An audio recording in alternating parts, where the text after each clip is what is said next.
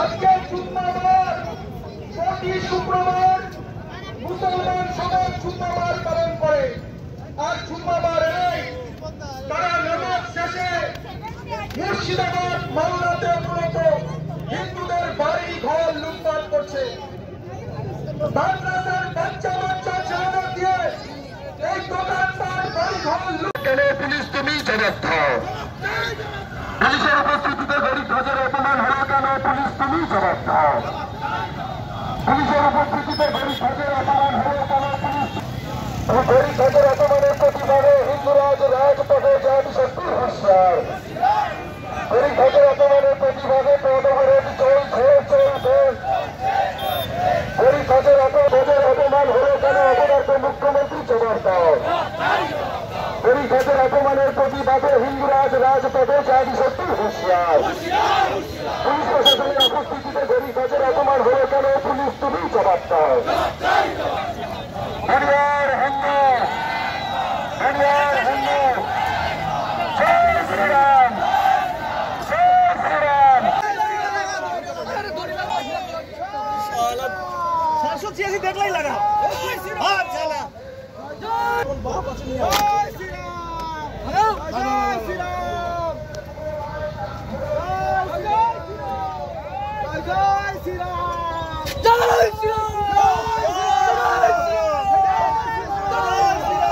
দেখুন, গতকাল কলকাতাতে বাংলার মাননীয় মুখ্যমন্ত্রী মমতা বন্দ্যোপাধ্যায়ের অনুপ্রেরণায় জিহাদি শক্তি এবং রোহিঙ্গারা তারা হিন্দুদের পবিত্র ধ্বজ, গৈরিক ধ্বজ, যেটা আমাদের অস্মিতার প্রতীক, যেটা আমাদের শ্রদ্ধার প্রতীক, সেই গৈরিক ধ্বজ একটি বাস থেকে বাসের ড্রাইভারকে দিয়ে জোর করে খুলে ফেলেছে।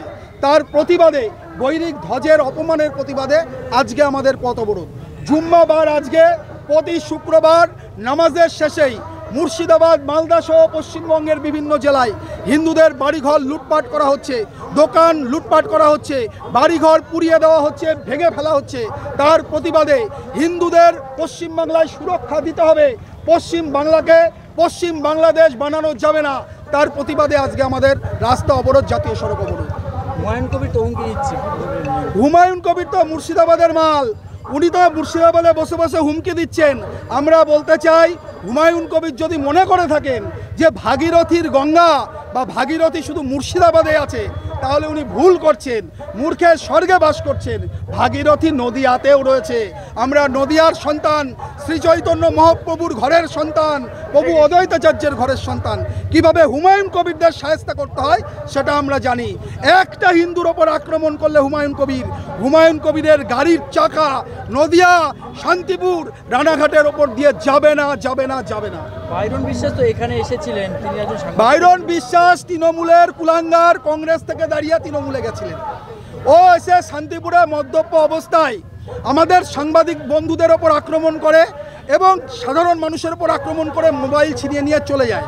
তারপরে বাইরনের আয়রন কি করে, বাইরনের সাইরেন কি করে বাজিয়ে দিতে হয় আমরা সেদিন দিয়েছিলাম। তা বাইরন বিশ্বাস জানে শান্তিপুর কি, শান্তিপুরের জনগণ কি। বাইরন বিশ্বাসকে ক্ষমা চাইতে হয়েছিল, বাইরন বিশ্বাসকে মোবাইল ফেরত দিতে হয়েছিল। ফলে বাইরন টাইরন মানি না, ওই হুমায়ুন বাইরন সব সাইজ কিভাবে করতে হয় শান্তিপুরের হিন্দু সমাজ জানে। আচ্ছা, একটা শেষ প্রশ্ন, তাহলে কি পশ্চিমবাংলা দিন দিন ধর্মযুদ্ধের দিকে এগোচ্ছে? না, ধর্মযুদ্ধ নেই, ধর্মযুদ্ধ নেয়ের পক্ষে। এ বাংলাকে বাংলাদেশে পরিণত করা হবে। এ বাংলা শ্যামাপ্রসাদ মুখার্জি হিন্দুদের জন্য হোমল্যান্ডে পরিণত করেছিলেন। হিন্দুদের হোমল্যান্ডে হিন্দুরা আক্রান্ত হবে, হিন্দুদের দোকানপাট লুট করা হবে, হিন্দু দেবদেবীর মূর্তি ভাঙা হবে, এটা মেনে নেওয়া যায় না। আর প্রশাসন দাঁড়িয়ে দাঁড়িয়ে দেখবে। এরা যখন হিন্দুদের ওপর আক্রমণ হয়, যখন মুসলিম সমাজ, জিহাদি গোষ্ঠী তারা রাস্তায় নামে, পুলিশ তখন পেট্রোল পাম্পে টেবিলের তলায় লুকোয়। আর যখন শিক্ষকরা আন্দোলন করে ন্যায্য চাকরির দাবিতে, ফিরিয়ে দেওয়ার দাবিতে যোগ্য শিক্ষকরা আন্দোলন করে, তখন বীর পুরুষ হয়ে যায়। তাই একদিকে পুলিশের কাপুরুষ জিহাদি শক্তির সামনে, আর একদিকে হিন্দু শক্তির সামনে হচ্ছে বীর পুরুষ। এই কাপুরুষতা, বীর পুরুষতা পুলিশকে নিরপেক্ষ ভূমিকা পালন করতে হবে, কাপুরুষতা ছাড়তে হবে। আপনার নাম? চঞ্চল চক্রবর্তী, সহকারী সভাপতি, শান্তিপুর পঞ্চায়েত সমিতি।